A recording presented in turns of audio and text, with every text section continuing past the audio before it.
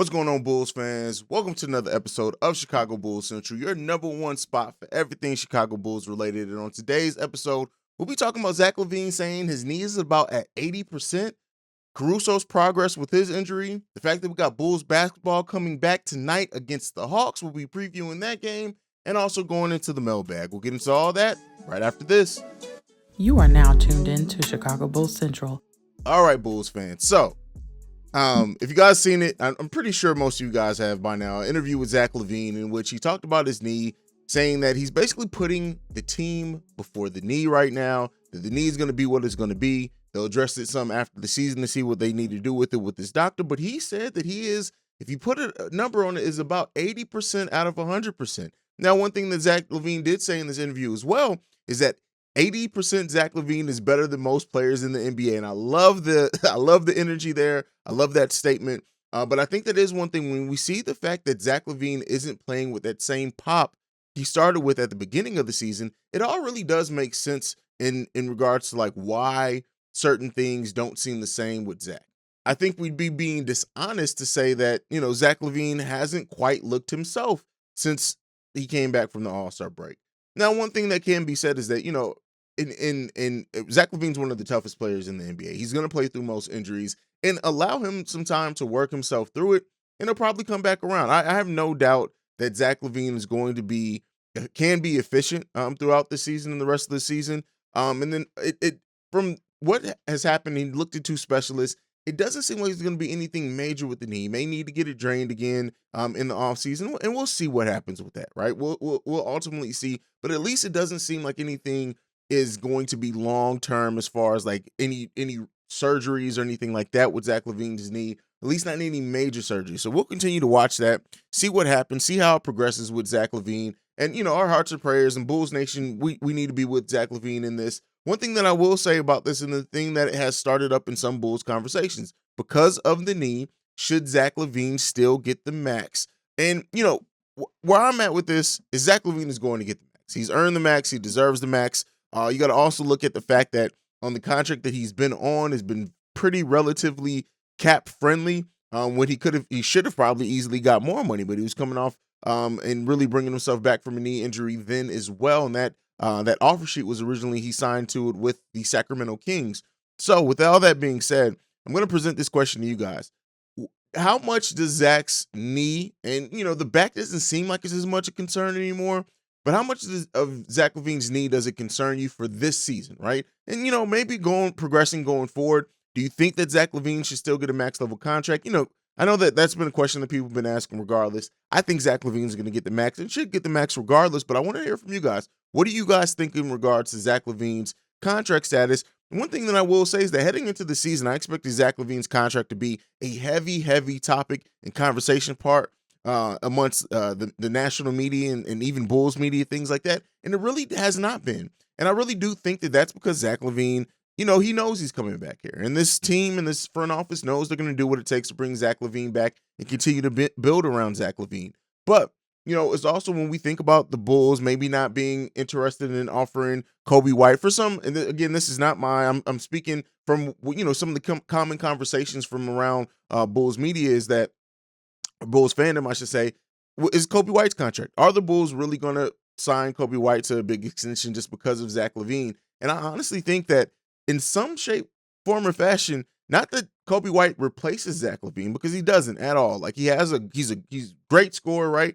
And has some big games and is a microwave. But for some reassurance, do they if Coby White is willing, right, to sign a reasonable contract, is that going to up their chances to re-sign him? All those things, let me know what you guys think. Caruso as well, update on Alex Caruso. We've been getting updates for the last couple of days of him, being in shoot around, after practices, staying around, dribbling with both hands, shooting with both hands. And so because of that, the fact that he's progressing well bodes well. We know we need Alex Caruso, especially for a playoff push. I've always said, and I've maintained, the March 12th, March 14 games is when I'm kind of penciling in having Caruso and Lonzo back. Now, we haven't really gotten many updates about Lonzo. Now, that could be because it's a knee. They're playing it more close to the vest, things like that. Or it could be maybe Lonzo is going to be back more towards the 8 week part of that timeline than the 6 week. But let's get back to Alex Caruso. Alex Caruso progressing is going to bode well for this bench. One of the voicemails we'll get into later talks about like needing a dog and things like that. And Alex Caruso is all those things. And this team is way better with Alex Caruso on it. And I definitely can't wait to see Alex Caruso back on the team. And I'm glad that he's progressing pretty well. And it seems that he's on track, right? Not necessarily ahead of schedule, but he's on track. And if he's back by that 6 week part of that timeline, like I said, that puts him back around March 12th, March 14th. And for one, I can't wait. I can't wait. Let me know what you think about Alex Caruso.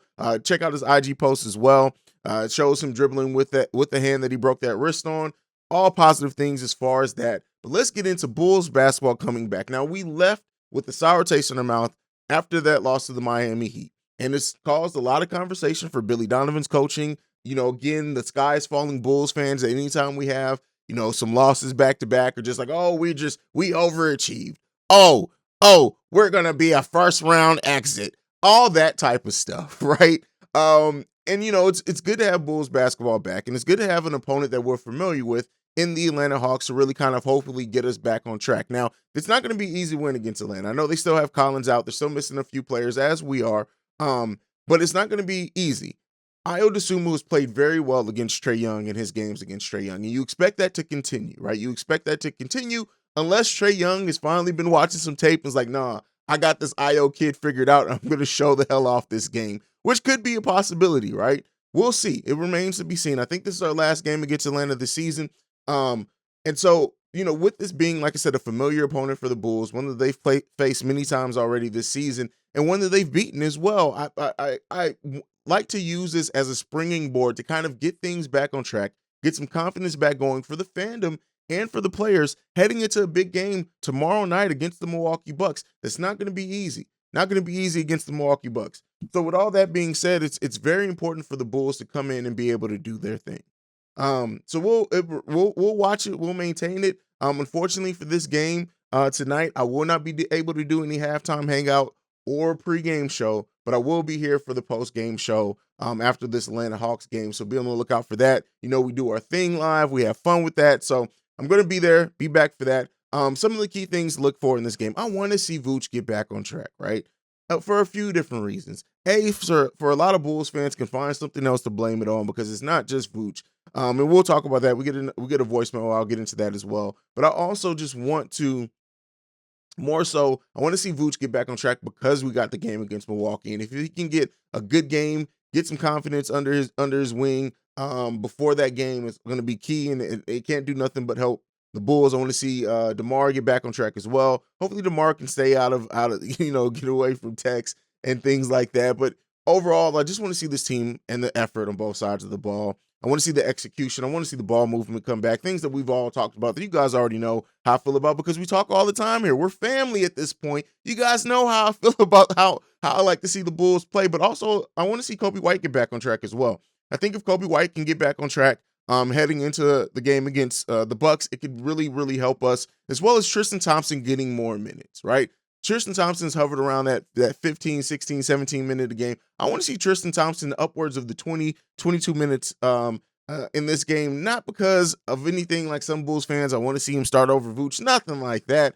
I just think when Tristan Thompson's on the floor, especially for bench players and bench players that don't have the biggest confidence, right? All the time, especially in tight games, I would like to see Tristan Thompson play a little bit more. But let me know what you guys are looking out for down below in this Atlanta Hawks game. What are some of the key things you're going to be looking out for? Do you think Ayo continues his dominance over Trae Young as well? Let me know all that down below. But now, let's go ahead and let's jump into the mailbag. And this first one is from Marvin, and he leaves this. Morning, hey, Marvin.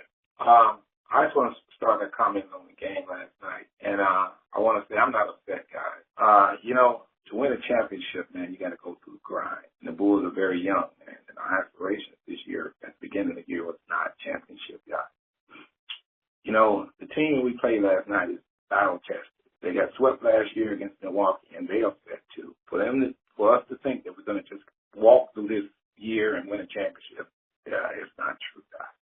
I'm not saying we can't win it, but let's not get so angry about losses like last night when we are basically a baby trying to become an adult. The Bulls have a lot of things to work out. I'm not excusing nothing as far as coaching or playing last night. But everything we go through nowadays is a learning curve. You know, if you think about years past, Jordan didn't walk through the playoffs, guys. He was battle-tested, guys. Detroit took us through the ringer. It took us a while to get there. So I want to just say, I listened to the show last night and I heard all the fans, and everybody was upset. But if you, I typed in the chat last night, if we're going to lose, let's lose 9, learn from it. It is true. We need to learn. Anytime we lose games like this, we can learn from them, guys. Now, I know it's hard to accept, but let's not be so angry about regular season loss when the playoffs are on the way. If you think this is tough, wait till the playoffs come.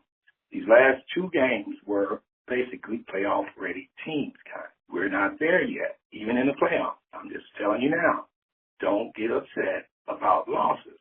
The Bulls are just beginning, guys. These things we go through now are more important down the road than anything. So I just want to say, from Billy to Vooch to Zach to DeMar, they all are learning, guys. And every time we get good lessons like this, we can put them in their shelf and learn from them. Let's stay with our team, be confident, and understand that this thing is not easy. We got another tough game coming up today. Tomorrow. If you think we're going to go in Atlanta and win that game easily, you got another thing coming. I'm going to say this. Let's stay with our team, guys, and go Bulls. And also, guys, ain't no need coming up with all these trade proposals. It's not going to happen. Take care, man. Go Bulls. I'm not that mad. You guys don't. Take care. All right, Marvin with great points as always. Now, he talks about this team. And the one thing I love, Marvin, I don't know what you do in your real life, but Marvin got to be like a school counselor or motivational speaker because he is just one of the most positive Bulls fans. And it's really needed, especially when you have a lot of negativity in the Bulls community. But he's also honest. And so when he talks about how you build through losing, right? How does that help you? The learning from the loss to the Heat. Yes, especially when you have a team that even that their head coach says is not battle tested. Yes, you can lose a lot. I've always said growth is in failure sometimes. You have to fail to be able to grow. You have to fail to be able to know what the things that you need to work on are. All these things are things that I believe wholeheartedly forever. So with that being said, I absolutely agree with a lot of what Marvin said here. Now, I don't excuse some of what Marvin said here. I still think that you can't just say, oh, well, let's just chalk this loss up because we're still growing. No, because the Bulls look terrible in that loss. I want to see better effort in losses, but you can absolutely learn from that. And the thing is this team has always had a collective chip on their shoulder. I've been talking about that since the beginning of the season. And because of that, you when you have things like this, like Io, even in this game, Io was one of the main people trying to fight down the stretch. That's growing moments for Io DeSumo.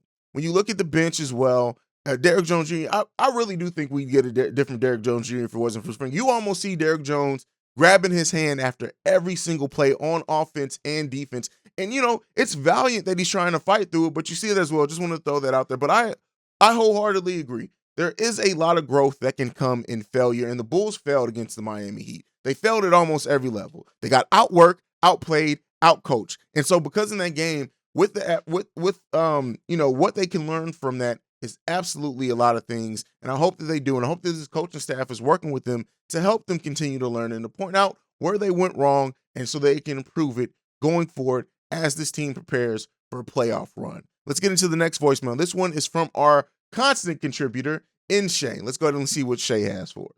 Hey, Haize, what's up? This is Shay. And I was thinking, I don't think it's necessarily a personnel problem that we're having is the reason why we're losing to a lot of these good teams. I think the problem is that we just don't want to show effort. Look, we got to develop a 48 minutes a game of intensity. And I feel like Zach LaVine and DeMar DeRozan aren't showing that. Now, good, they're scoring, and that's cool, but I feel like that's all that they're doing. We really need to, as a team, show consistent fight every single game. And not only that, I feel like we could actually beat teams like Miami and Philadelphia. I feel like we just get lackadaisical. Because the way I see it, last night, Miami Heat showed that, honestly, size doesn't really matter because when you look at it, they didn't have much size at the power forward spot, just like we don't. When you look at it, Jimmy Butler played a lot of minutes at the power forward spot, and he did pretty well. So I think it's just a lack of effort.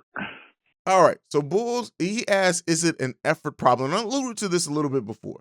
There is an effort problem in certain areas. And I also think that what we're seeing too is that a team that isn't battle tested is that it gets in their heads a little bit, especially in tight games, especially they don't want to be the ones to mess up. You can see these players playing tight. You can see the difference in a game in which, Kobe White's going to shoot to shoot. Everything doesn't really apply for Kobe because Kobe, he's going to shoot it regardless, right? But even then, I think sometimes you can see a little bit from him too. But you see it in Io, you see it in Derrick Jones Jr., you definitely see it in Troy Brown Jr. Keep in mind, Troy Brown Jr. is a player who's not going to be playing when we get back fully healthy as well. But you see it in him, right? You see, even sometimes in Zach, right? That when it gets tough or the officiating isn't happening or calls aren't going your way, that this team really gets down hard on themselves. And that is something that's going to improve with time. That's going to be something that improves with just learning the game. It's going to be something that improves with playing bigger and bigger games. And that's why this playoff run is more important than a lot of people realize for the longevity of this team as well, getting that playoff experience. So because of that, yes, I agree with a lot of what Shay said there. I still think overall we are running into things that are more than just an effort problem. There are some personnel issues. Javonte Green, as great as Javonte Green is, there are times where the length is just too much for him to overcome, period. That's not a slight on his effort. That's not a slight on his style of play. That's not a slight on his desire to win. It's just sometimes it happens, right? Now, his energy is able to make up for it in other ways more times than not, but we'd be lying and remiss if we did not admit that there are times in certain games in which Javonte Green, the length, you just can't overwork it sometimes. So yeah, great voicemail from Shay. Let's move on. This one is from a first-time caller in Richard from the 563. Hey, just started listening to your program for the last year. This is my first time ever calling. But I want to talk about something real quick. I want to talk about your show you did tonight. It was on point, bro, to be so young. And what I want to make a point is that the Bulls have a star on their bench. And I want to stay before someone else says. Monty Green, the Bulls better hang on to him. And Billy needs to put him in the offense, man. He has slower guys who can't jump as high as he can, and he's able to go to the basket. And Billy needs to fire them guys up sometimes. They're saying about the Bulls not having bad games. When your coach does not stand up for you, when your coach lets you get beat up and don't say anything. I'm talking about coaches like Doc, even the coach from Miami. They will have a fit if they start players. You do a mean or something like that, like what's been happening with the Bulls, and see won't they. The whole 76ers coaching staff will probably have a fit. You know, Sam Cassell, they assistant coaches, they wouldn't go for that, man. And the Bulls players need to fight for one another. I know I probably only got 3 minutes, but I want to pass this along to you because I'm going to be talking to you a lot. And Billy needs to stop watching the games and coach. And that's his problem. He's being our coach way too many, but we already had that discussion you were talking about the other night. And one more other thing before I go. When our center busts his butt and hustle, the Bulls are an entirely different team. I don't care who they're playing. He don't hustle. He don't get on the floor for loose ball. I ain't saying it. And he got stop potential, man. But he needs somebody to pull it out of. I'm gone. I've been on here too long. Until later. Peace. All right. So this is a common thought that I've heard a lot in the last couple of days from Chicago Bulls fans. Well, not the Javonte Green thing. I do want to mention, he says keep Javonte Green. And at some point, we do need to have a conversation about Javonte Green's long-term outlook of being with the Chicago Bulls. Because as much as we love him, as much as we do love him, and I want to see him stay, we can't keep everyone. And there is a chance that Javonte Green may be gone sooner rather than later. But that's a story for another day. We'll get into that in the offseason. Billy Donovan not stepping up for players. Here's one thing. And Richard, this isn't an ageism thing, so please don't take this way. But there is this common thought, like we don't see a lot of coaches like we did in the 90s, right? We don't see coaches get fired up. Not everyone has that personality. Billy Donovan is definitely one who does not have that personality. Even when we had Tibbs would get texts for his players. He would get texts to show the refs, hey, no, you need to wake up and I'm going to prove my point right now. And the game, I guarantee you're going to be looking at it a little bit differently from this point on. Billy Donovan isn't that. Billy Donovan tries to be that calm, that cool, that collected, the gum chewer, right? That's what Billy Donovan tries to be out there. And I understand why some Bulls fans want to see a different version of the Bulls coach from that. I completely understand that, right? And it's just, you're not going to get something out of somebody that's just not in their personality type. And that's just not in Billy Donovan's personality type. You can see it. That's just not from his Bulls run. That is overall his whole coaching career from college to now. So I think if we look for something from Billy Donovan that we aren't going to get, we can miss the point there. We're not going to get that from Billy D. It's not going to happen. It is not going to happen. So now with the other part of it, him not just standing up for his players part, but also like he's a player's coach. And while it may not look like it happens in games, I guarantee you it happens in practices. I guarantee you it happens in shoot-arounds. It happens in when they watch tape.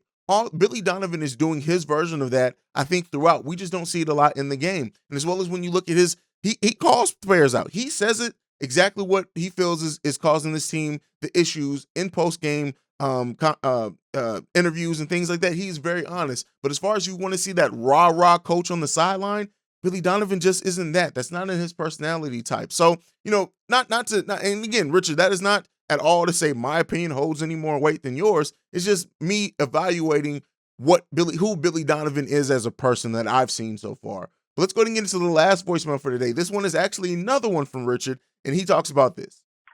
Hey, it's Richard here again. I need to get some off of my mind before I forget it.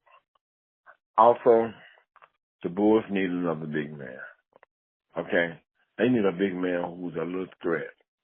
Because Vucevic, somebody needs to be in his face, man. They need a leader. They need a Chris Paul. I think a new center here trying to put out descriptions about where to be, where to place him. Where everybody should be to get over there. I think he done it to Mark DeRosa today.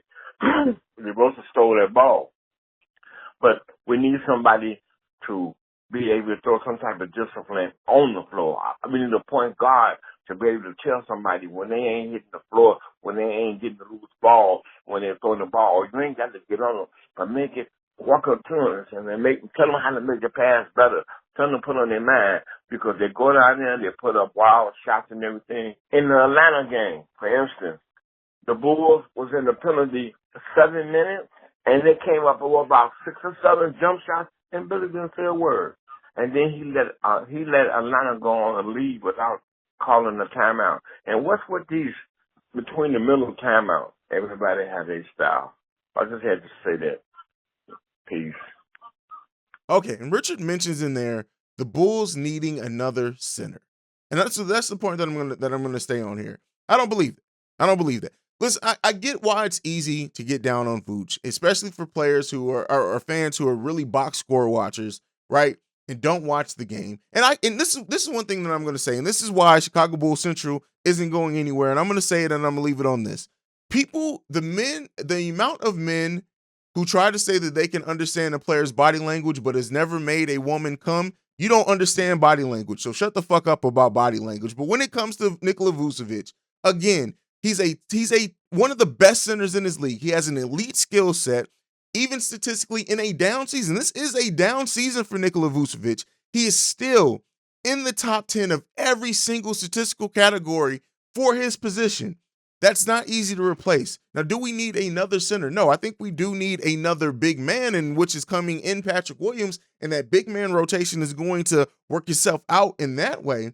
But I don't think we need another center. I think we do need to unlock Tristan Thompson a little bit more, and I understand the whole hacker Tristan thing and his 60% free throw shooter for his career. But I do think that in Vooch playing better, in him having a defensive-minded player like Patrick Williams next to him, can definitely help some as well, and playing Tristan Thompson more minutes. Combination of those things happening, I think we'll see a better version of Vooch. I think we'll see a better output from our front line overall. Those are my thoughts on it. Let me know what you guys think down below. Also, for the people who are saying start Tristan Thompson, it's not happening. It's not happening, people. It's not happening. But that's it for me for today. Make sure you guys are following at Bulls Central Pod. You can send us any feedback, questions, comments, concerns, bullscentralpod@gmail.com. Lastly, if you want to leave a text or voicemail, you can do so at 773-270-2799. So many good things happening. Make sure you guys go and check out Locked On Bulls today. You guys will know it. I'm sure by the time this video is posted, a lot of you guys would have checked it out, whether it's on the podcast or the YouTube side. Make sure you guys are checking that out. Make sure you also leave in the iTunes reviews for the listeners on the podcast side. Make sure you listen to those reviews. For the watchers on YouTube, make sure you subscribe, share, all those good things. But that's it for me for today. Like I like to end everything on, go Bulls. Love you guys. Peace. This has been a presentation of the Break Media.